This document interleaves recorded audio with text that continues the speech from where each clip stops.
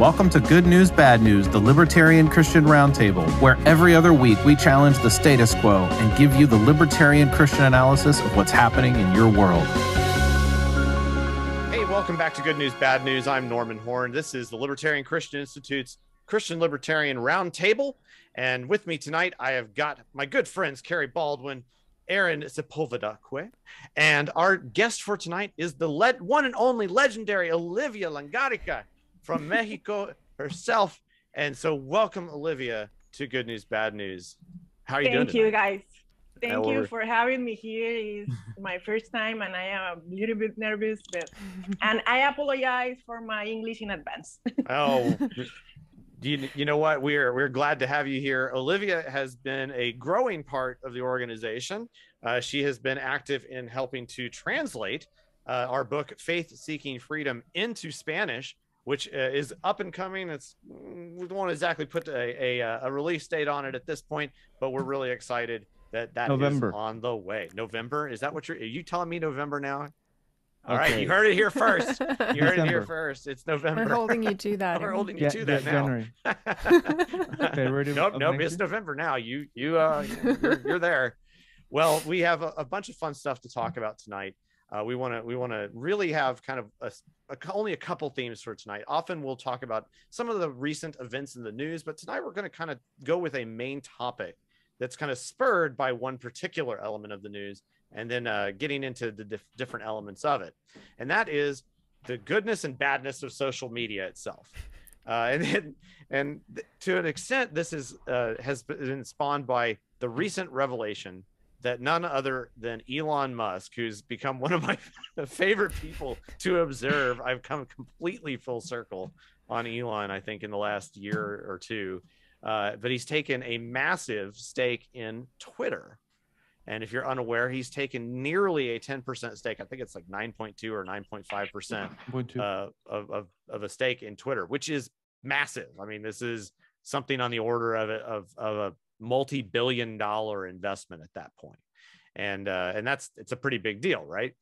It has resulted in him being offered a board seat, him turning down a board seat, people saying they're going to leave Twitter, other organizations saying we will not hire you if you left Twitter, which is pretty funny.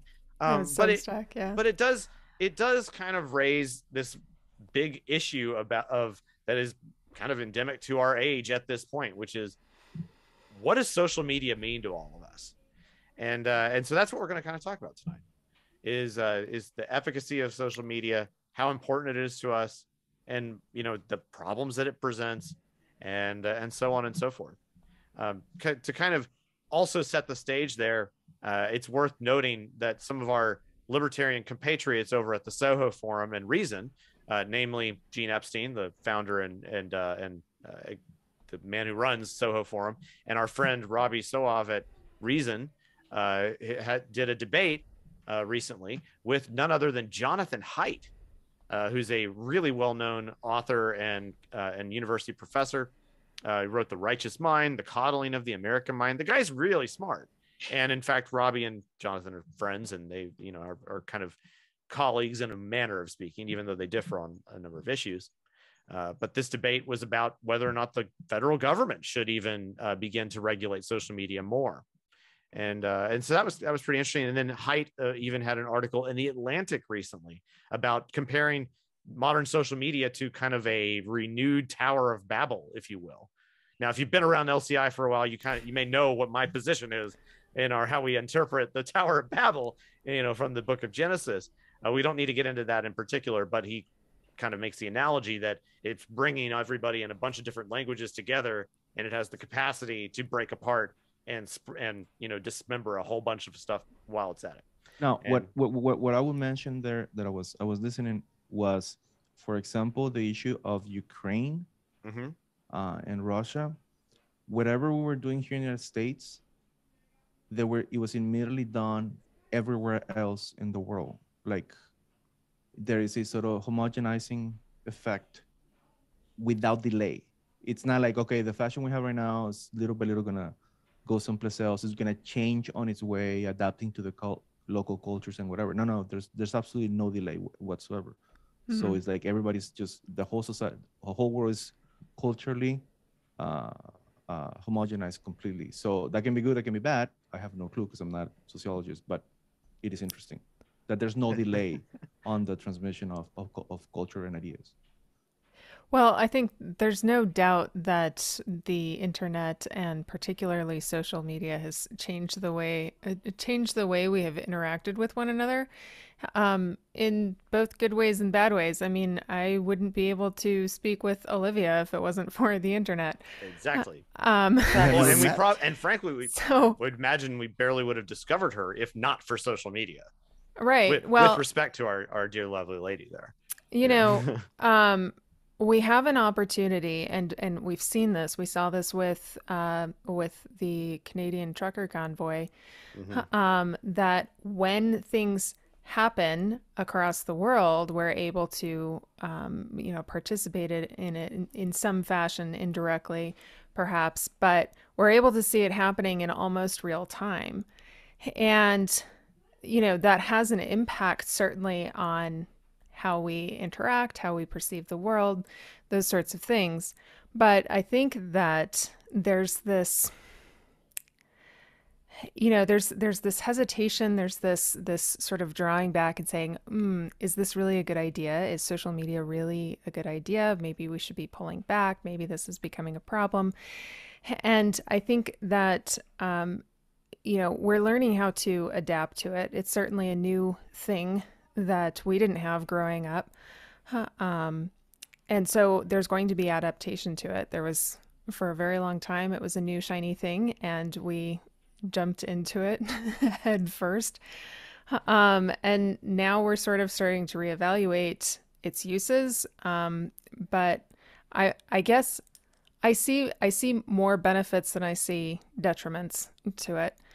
And any detriments are just a matter of adapting and choosing to regulate ourselves. We have to internalize.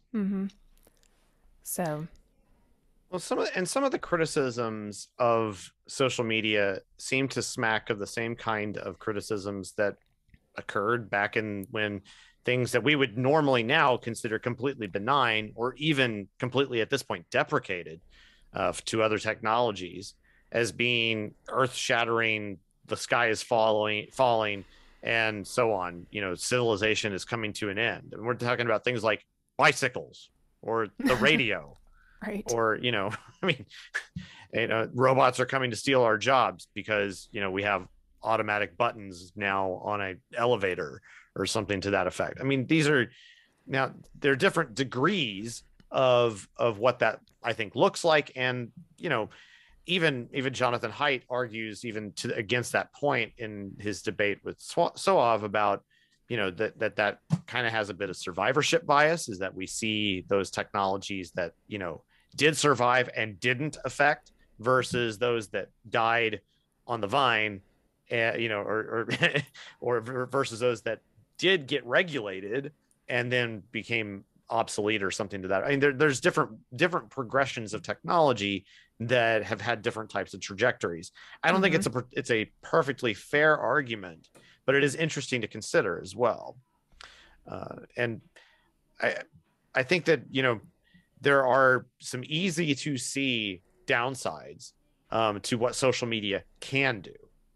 And there, anybody can find a way to lose self-control in a variety of different scenarios. Like, just put the right thing in front of them, right, and it can mess somebody up. Right. I mean, but it's all due to the choices of individuals rather than some type of deterministic technology. The way that some of these people like to talk about this stuff is it's on the order of addiction, to where, you're compulsively now going to have to fall into it. Well, and I don't like that. I think it can fall into addiction, but addiction is also something that is revealing of something deeper. And so exactly. I think what you get with social media is, I think the most obvious thing that got revealed using social media was this, bias in corporate media, the old traditional, news organizations, and the fact that hey, we could actually corroborate their stories. We could dig in and see if they were telling the truth. We can explore alternatives now. And that was something you didn't have before. So social media has this revealing effect.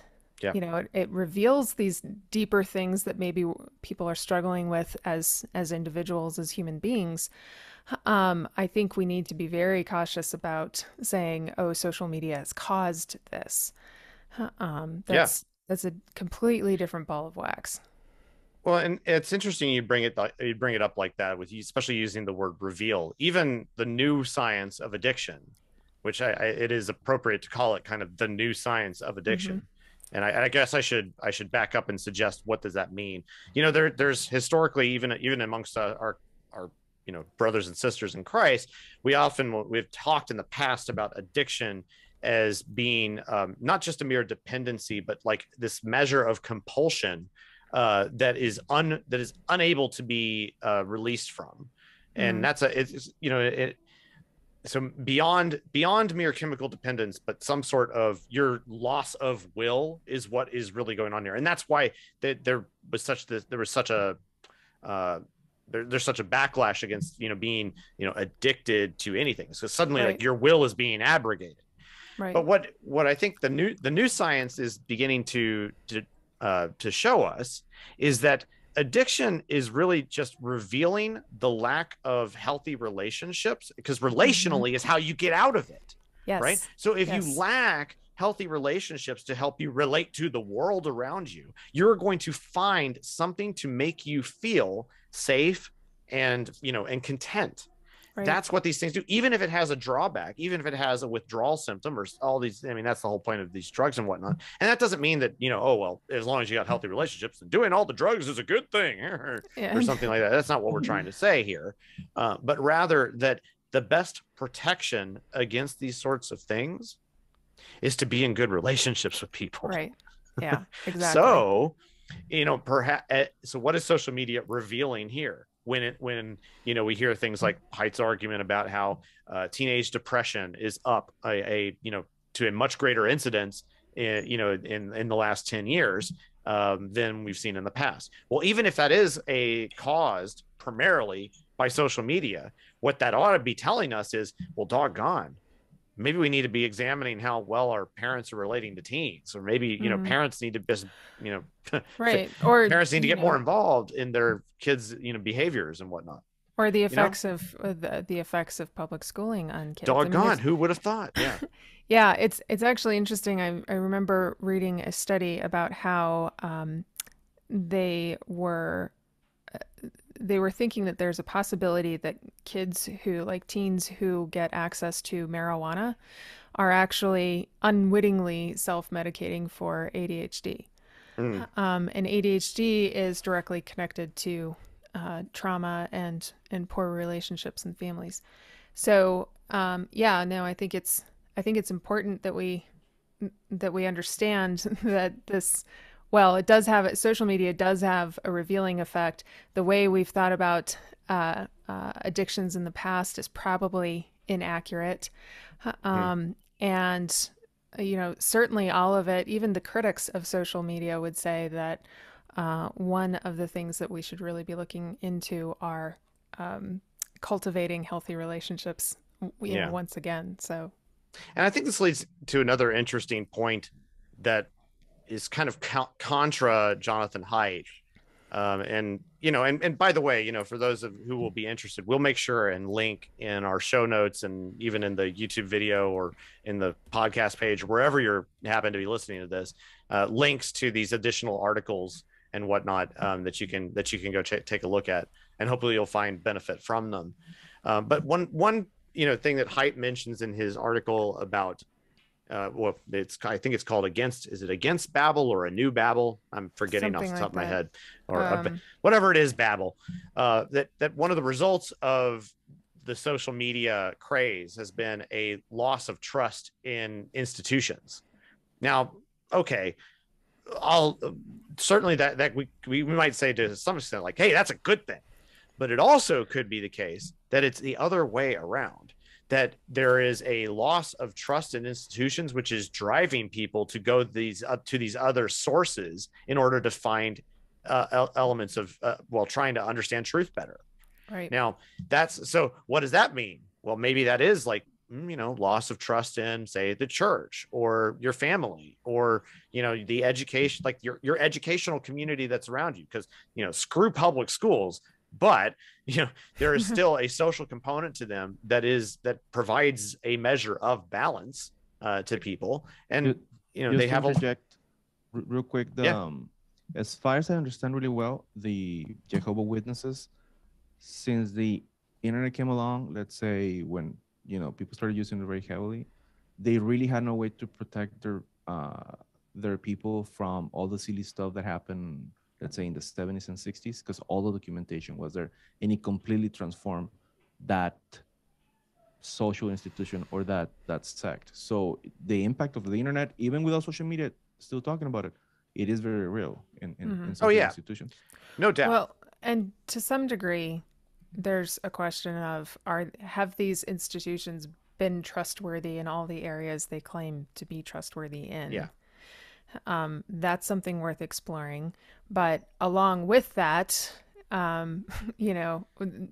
we don't necessarily want to throw the baby out with the bathwater, right? We don't want to say, okay, the public education system is toxic and terrible for children, but does that necessarily mean that private education options are a bad thing? And maybe not. So, I think it's interesting. I did not get all the way through Jonathan Haidt's Atlantic article because it was a little exhausting. But,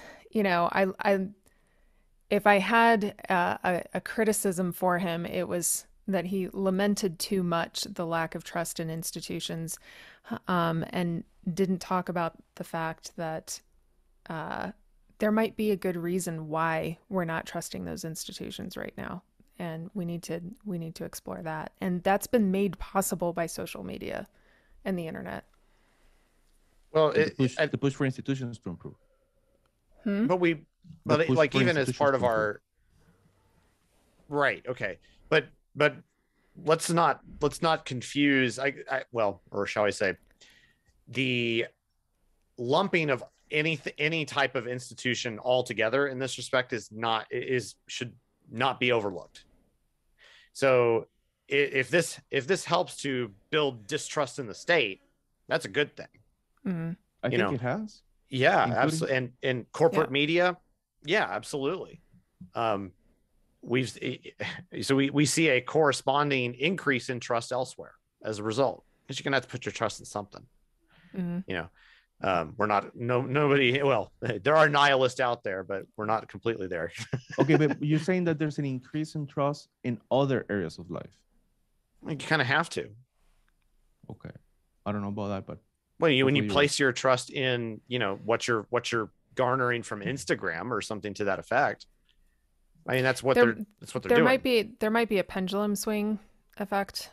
It's not necessarily that what they're putting their trust in now is any better than before. I mean, ideally, the sort of revelation of ways in which these institutions have harmed us should lead to us thinking about these things more deeply, coming to more nuanced thoughts and ideas about them, and that may not be the case.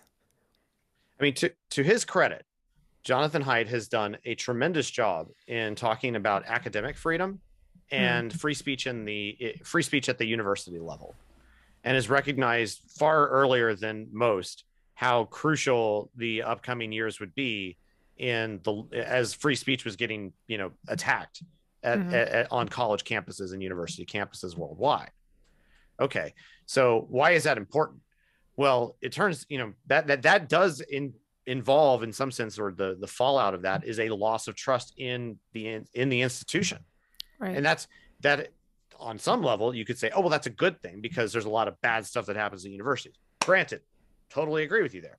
However, that erosion over time is what we wanted to avoid in the first place. It should be the case that we want our best and our brightest people who are in the intellectual circles to be of robust intellectual quality, who are producing good and new knowledge, who have the freedom to say things that are going to be controversial, that things are going to get debated without the fear of reprisal just immediately, which is no longer the case anymore at universities with the rise of wokeism and so on. Okay.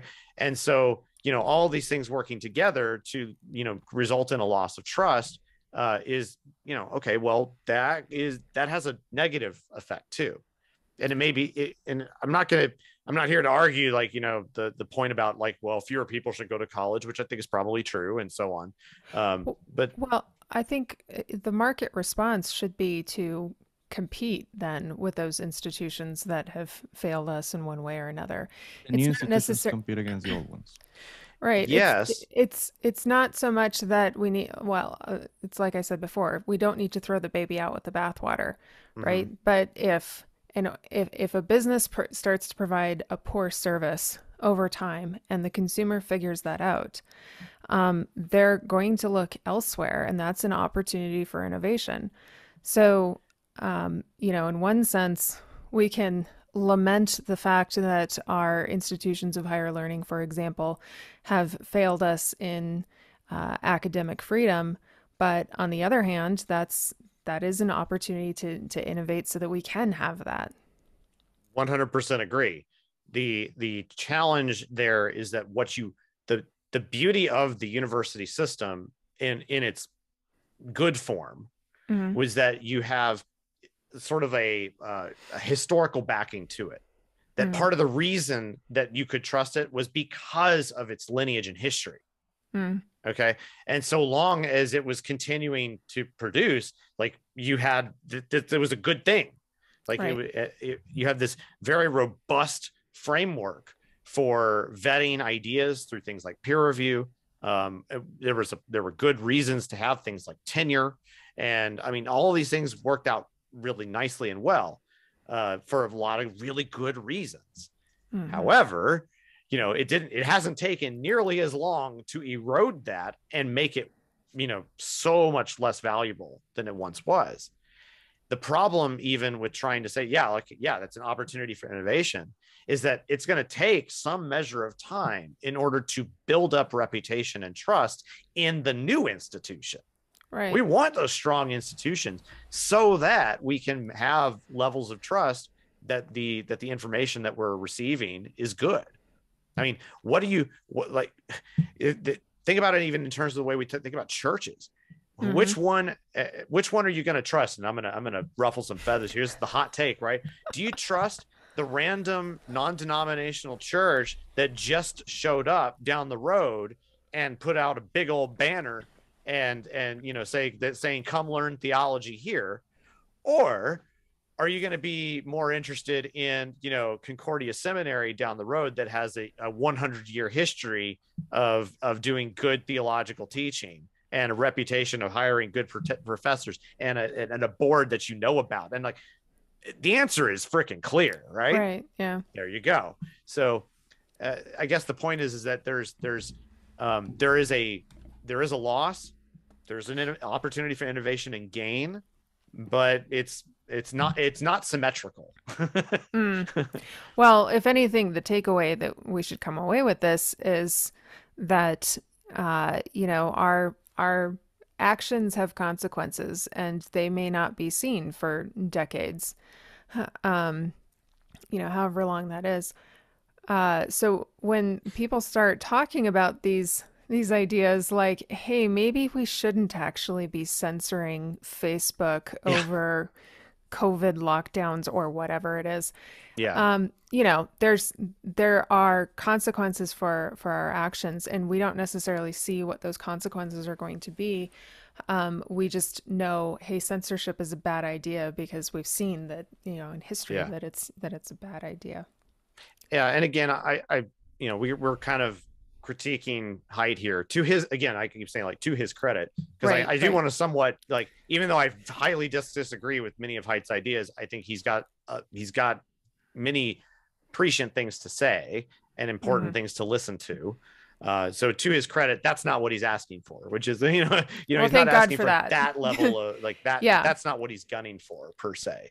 Yeah. His concern is very much for, and so my disagreements with him are things like, well, how do you interpret this data? How do you think about this cause and effect sort of deal? And to his credit, like that's not what he's asking for. He's more interested in things like, okay, if it is the case that that depression is on the rise with young, preteen and teen women because of the way that Instagram is talking about womanhood and so on and so forth. How should that be dealt with? I disagree. I potentially would disagree on the premise. I have disagreements with him on even if that is true, what he might do about it. But at least he's asking a question that is not just like, we need Facebook to not, to not let anybody say anything that's negative about a vaccine, a lockdown, or the lab leak theory or something. Insofar as he is raising the red flag, we should take a look at it as a culture. Yeah. Any what's the word I'm looking for? Any desire on his part to sort of strong arm a solution, particularly through social media regulation, I would strongly recommend against. Yeah. Obviously, we all would, but raising the red flag is one thing. Saying, hey, the government needs to do something about this is a completely other thing, especially since our culture today is in a terrible habit of turning to the government for just about every single problem we have. Well, and there are so many good things to learn from trying to understand technology at kind of a meta level. Whether you're going back and reading, Neil Postman's Amusing Ourselves to Death, which is highly recommended, or more recently, taking a look at A World Without Email by Cal Newport, which is a great book, and realizing, that technologies are not just purely neutral. I mean, that's not what happens when you introduce new technology into the world. So just being mindful of what's happening in this regard, and kind of being ready, especially as parents, to observe and be more mindful about what our kids are consuming, and why, and just continuing to be active in that. I think that's a good thing. As far as I understand, big CEOs try to not depend upon social media or even the phone as much as we regular people do. So they discipline themselves. They say because of the distraction issue, right? I mean, that's all. It's not a big deal. It's just they say that all the Silicon Valley CEOs don't allow their kids on the technology that I would like to know that they've developed. Well, like but all of them. That's what I've heard. I don't know that that's true. That's what I've heard. There are other confounding reasons, not that are beyond like, oh, this is dangerous in terms of their mental development or something. It actually it also has to do with the potential. I mean, those guys live in very different worlds. So let's just put it that way. And they need that protection. Yeah, that's really kind of the case. I mean, you have possible, everything from predators to people trying to just take advantage of their kids, or people trying to weasel their way into the business somehow. I mean, there's the baseball player from the New York Yankees, Alex Rodriguez. I think it was forbidden for you to coming into the house to his house with a phone. That's it. Doesn't matter if it was like flip phone or whatever. Leave it outside. You can come in and we can have a party. No phones allowed. That's it. End of the story. So, but as you said, it's a different life. That's not uncommon. I mean, you remember recently when I think it was like that Barack Obama had a birthday party or something like that, and on Martha's Vineyard, where he has a house, and something that was unusual was that they actually allowed phones in, and the pictures started circulating, and it were unmasked, and it was, oh my God, it's a scandal. Yep. You know what? That's why. I mean, that's why they do that sort of stuff at times. So just don't forget that those people live in a different world. Yes, they do. In more ways than one. More ways than one. Well, that's a pretty good way, perhaps, of wrapping that up, I suppose. But on to something else that we thought was interesting. We have our resident Mexican economist with us. and I also, wish. yeah. Well, and we're you guys have been talking recently about some interesting insights you've been gaining from reading none other than the founder of Austrian economics itself, Karl Menger. And so for those of us who do care a lot about Austrian econ and learning it deeply, tell us what you guys have been learning and what sorts of insights have you been garnering. Okay, Olivia, the name of the book in Spanish is Dinero. In Dinero. English, yeah. Okay, this is super weird, guys. Money. You guys, the English speakers are gonna, yeah, literally just money. There's two books that are related to this from Menger. It's The Origins of Money on. Okay. Yeah. That's different. From 18. Let me get down because I got it here. Okay. Okay, 1890, I think.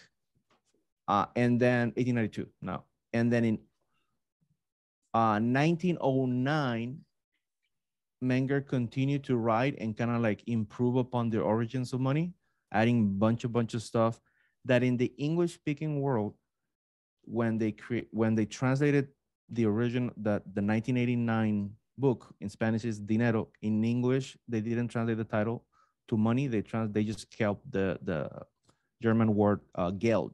So it's Geld 1909.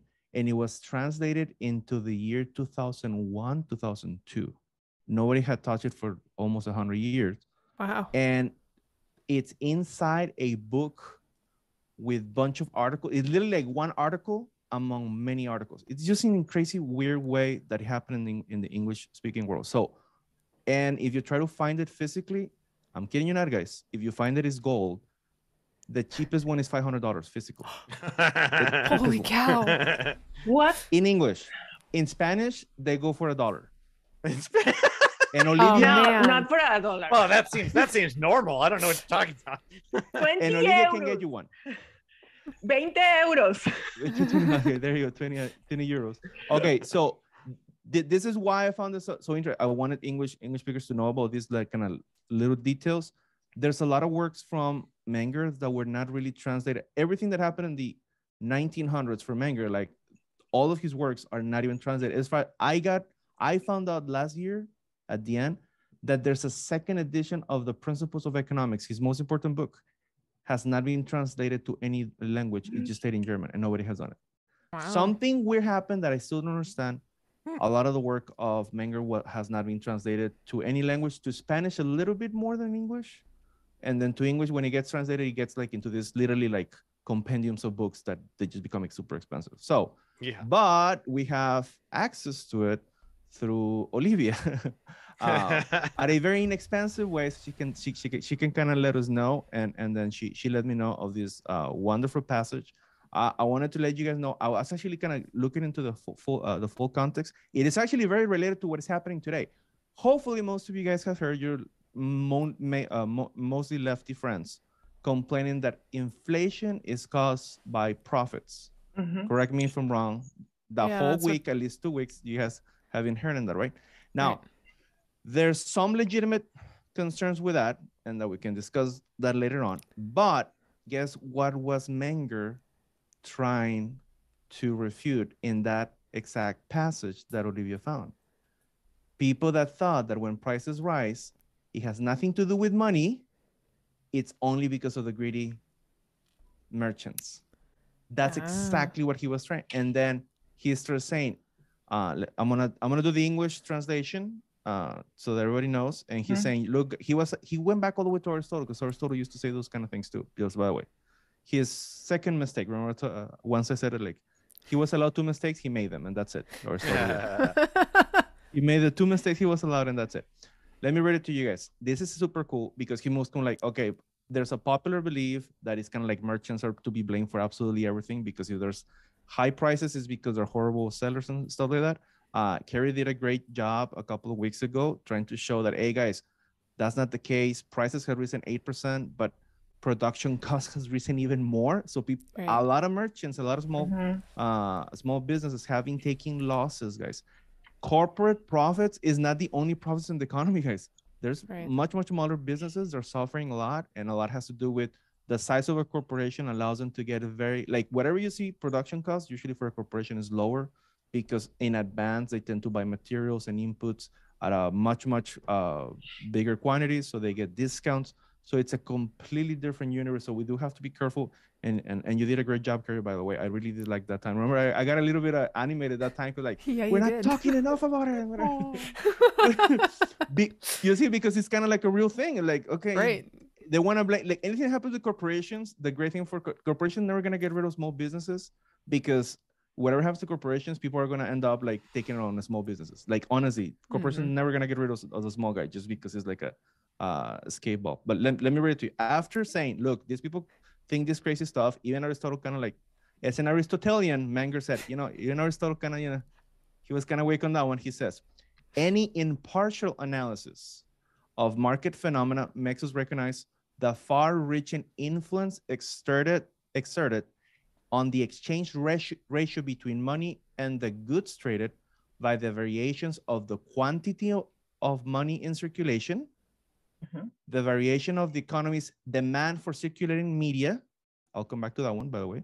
The increasing or decreasing production cost of the money metals, which means how difficult it is to produce the money itself. So it's still money related, not greedy capitalist or something like that. The more or less increasing use of document money. We start using paper money. We use it more or less. And many other changes in the determining factors of price formation occurring only on the side of money and nothing to do with the production of goods and services. Do you guys see that? Like, he was already trying to say, guys, money matters. There's nothing for you to always blame it on the seller. Something's going on with the medium of exchange. It's super, super important. And the reason why Olivia brought attention to me, it was because we don't talk about, in the Austrian school, Mises and even Hoppe did discuss this, to say, if the money supply increases, and both Hoppe and Mises said, and the demand for money, which means your desire to keep cash balances, which means to not spend the money you get. That's what I mean by demand for money. It's like how much cash you don't spend and how much cash you do spend. If the money demand stays stable, then prices rise. So the money supply causes prices to rise if the demand for money stays stable. The big issue that we've been, and actually Bob kind of went through this back in 2008 to saying like, wait, what's going on? Prices, money supply is shooting up and prices are they were like 2%, 3% in a bad year. Nothing like today, obviously, right? And the big issue that a lot of people were saying, like, guys, we as Austrians, we need to pay a lot more attention to the demand for money. The money was created, but it wasn't chasing goods. It was literally just being stored. Yeah. And that we don't emphasize it enough. And that's why we wanted to bring it up to discussion for everybody. When we start discussing about the value of the dollar, do pay attention to all the dollars that get created. Are they really being used? And I'm not saying that they're not, because you can see the inflation going up, but there's a large portion that is just sitting there doing nothing in banks or in the Federal Reserve or even in the Treasury Department. Sometimes they have large amount of cash that they don't use for, whatever the reasons are. So we just wanted to bring that to the English-speaking world, because that book is great, and for some reason, it's actually difficult to find in English, in the English version. So I guess that's about it. So we are seeing inflation, and so what goods are being chased then? Oh, they're not being chased in the same proportion than the money supply increased, let's say 40%, and inflation only increased 8%. So there's a big portion that is not chasing goods. See what I'm saying? But I'm not sure. It might not map one to one, but that's not really the point. I guess the reason why we are seeing inflation at a greater rate than, say, what occurred in 2008, for instance, and is that more due to the fact that we are seeing great spikes in demand for certain types of goods and services? Yeah, there you go. Okay. So there was, back in the days, there was a high spike on demand, which means all the cash was just being stored. High demand for cash, low demand for goods and services. Yes. Today, a large portion got stored, but not as much as back then. So here now you can say we have a little bit lower demand for cash and a higher demand for goods and services. And we have supply chains that are super slow because of the lockdowns and all the stuff in the world. The supply chain is so slow, but our money is more than readily available. Guess what's going to happen? That's going to end up pushing prices. Yeah. So bidding up prices. Ding. There you go. Yeah, but what are those goods? I'm sorry, Olivia, please. No, I just wanted to add something. I was reading in the Yield that Menger was writing about the value of patron, or the value patron. Oh, the gold standard? No, not the gold standard, for the intrinsic exchange of goods, universal and invariable. Oh, okay. Yeah. And he was writing about this, and he found out that the Economist in general in his age was always trying to find some good that the price of this good doesn't fluctuate, yeah, doesn't change, doesn't have variation, to relate this lack of variation with all the goods, and establish a price, in order to establish a price, right? So we know, at least the Austrian economics, that the price is always a variation, is always changing, and these economists in Menger's age always try to find a good that the price or its price doesn't variation, right? So Menger said, no, this can be true, and it's not possible, because that will be so easy to settle a price and to find out what is the cost of the variation. But any goods have a settled or established price, right? Or it's established value. I was sorry for my English, but I'm trying to explain. And he was trying to explain that the money is always or is also a good, right? The Austrian economics knows that the money is the value of money is always variation. Is very, yeah. And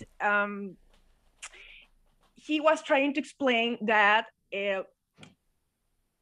they doesn't know, or we don't know as economists, that when we try to find the monetary prices in the goods, where we can find these monetary prices, in the side of money or in the side of goods, right?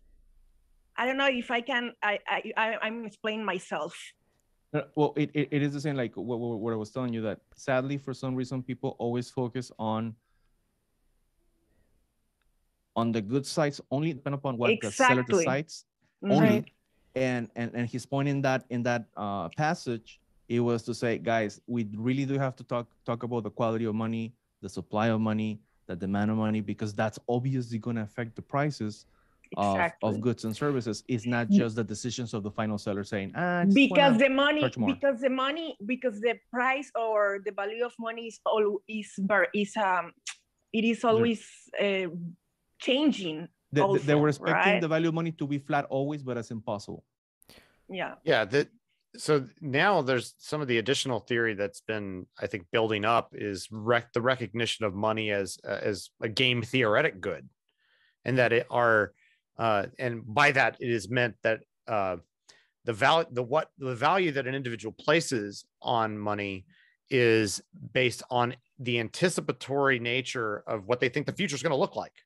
Yeah. So if they have, so that they have and this is essentially the representation of time preference in this regard. Mm-hmm. So they're time preference change. Yeah. So part of what is built into that is not just your valuation of it is based on the anticipation of what the other players in the game are going to value it as. Right. That's a huge thing. I mean, it's why I was also going to ask, like, in these hidden Mengerian analyses, did you discover that that Carl Menger is actually Satoshi Nakamoto? They're somewhat related from the, yes. I think it's probably, one reason why people like non-economists focus so much on goods and not money is because they don't understand that money is a good. No. Exactly. Yeah. There you go. And there that's, you go. That one. Yeah, they just think money is money. That's it. You know what? Here down in South Texas, my students kind of get that. We're kind of blessed, if you wish, that the value of money the money itself changes, because as they go back and forth to Mexico, or they know people that go back and forth, they actually see the value of the dollar change against the peso and the peso against the dollar, and they'll ask you, sir, this time that it changed very heavily, which one do you think was the cause? Was it the dollar that changed the most, or was it the peso that changed the most? And those questions are in fact changing. Yeah. Sometimes it happens. That's really interesting. It was only the peso, and we actually talk about those differences. No, today I can actually say that it was really a peso, and then let's say a world recession is not really the peso, is that everybody wants dollars, and so now they see that it's more of a dollar issue. So I usually tell my students that here in South Texas, I have a little bit easier time teaching macro, just because they see different currencies being changed back and forth. They can see these little details, or actually pay attention to it, to those kind of details, that the money itself is kind of like just another commodity among many, just the most popular commodity. Yeah, the two lessons, well, I guess it's 3 lessons that I do with my course, which is based on Bob Murphy's book, Lessons for the Young Economist. Highly recommend it. Yes, highly recommend it. It's explaining not only how prices are formed, but and the fact that prices form without money, without the existence of money because of exchange ratios. But then it talks about why money arises and why that's also a good. So he gives a great explanation of that and really breaks it down in a simple way. It's difficult though to just, you're right. You're 100% right that people mistakenly understand money as a non-good per se, but it is a very weird type of good. Yeah. Okay. Yeah. For instance, in some sense, money itself is kind of like what's called a Veblen good. You're familiar with that term, Veblen good? No, I've never okay. Heard So of most of the time when okay. So if the price goes up for a good, what is demand going to do? It's going to go down, right? Right. Yeah. Okay, that's typically what you expect, is that as the price of something increases kind of perpetually, demand is going to go down. Veblen goods are the opposite, and so the demand for these types of goods actually goes up with increasing price. And this kind of you can even understand this as it pertains to something like a Bitcoin, for instance. Which, were you that interested in Bitcoin when it was $1? Right. Probably not. Yeah. But now that it's $40,000, you're thinking, maybe I need to get in on this. That's interesting. Yeah. So money is very different as a type of good in many respects than your typical, consumption good, or even your capital good to that extent. So with inflation though, didn't you say that the demand for the dollar has gone up as well? Okay, this is they increase the money supply through the roof, right? I mean, this is crazy, right? 40%. Yeah. If the demand for money, the desire of people that get the new money had not changed at all, like it was just flat, then everything would have gone into prices for the most part. Does it make sense? Like it was just being 40. Now, but because they created, this is the trick, guys. When they create money during a recession, they do it because there's an increased demand for money, which means for cash balances. People are less willing to spend during difficult times. So in relation, if you want to say it this way, it's that demand for that money supply increased 40% or so. Prices rose about 8%, which means that most of the difference, you can say the demand for money, the desire for people to keep cash in their cash balances because they're afraid of the future, obviously, increased, let's say what it will be like 30 to 25% or something like that. So that desire, and that's usually not us, like regular middle classers and the most of the population is big institutions that get cash from the Fed, because Sometimes they say, can we just keep this? That's fine, because you think about this, it's not like a household. As soon as you get money, you want to start paying your bills, your debts, you know. But if a big financial institution gets new money, oh, it's going to devalue with inflation. Well, don't worry about it. We're going to end up buying a financial asset later on. We might actually need this money later on. So don't worry. They're more willing to, okay, let's not use it at all. That's why the Fed introduces money through the financial system, because it takes longer for them to spend it. Therefore, it takes longer for prices to rise. And so nobody notices. You see what I'm saying? That's if they introduce it through like what they did right now, kind of ish with the stimulus checks. The stimulus checks, yeah. Immediately, we just go buy stuff and then pushes prices right away. It doesn't take long. But when the Fed does this through the financial system, it actually takes a lot of time, because it's not like us that we're going to go spend it right away. So since the money is given to financial institutions, they take forever to spend whatever money they get. And so you can say that demand for money, which means that the desire to keep cash balances has increased by a lot, because we noticed 40% increase, but inflation only increased like 8%. So that is tricky, is that not all the money, in order for prices to go up, and that was the point, the key point of Mises when he was trying to define inflation, it was increases in the money supply above the demand for money. Because if they increase the money supply and the demand for money increases also, then that's not going to affect prices, because it's what it means in simple ways is they create new money and nobody spends it. Okay, what does that happen to prices? Nothing at all. And we always should focus on, hey, what's happening to the demand for money? Is it really going to affect prices? If it doesn't, literally, where's the money? I think Jason last time that he was here, he was saying a lot of money was not spent. Later on, when it's spent, we don't know at which stage of production is going to be spent. It's going to push up prices there, and that can actually create malinvestments, not when the money was created, but later way down in the line. future. Yeah, exactly, because it's still being kind of like stored, if you wish. Yeah. So demand for money, guys, study a lot, because the money supply is not everything. That's the point. Literally, the Olivia immediately context, like, we don't talk about enough about the demand for money, and that actually matters a lot. Yeah. No, and I was thinking about our conversation previously when we were talking about the Austrian don't read manger. I don't know why. And Aidan and myself were talking about that Manger was really a free banker, right?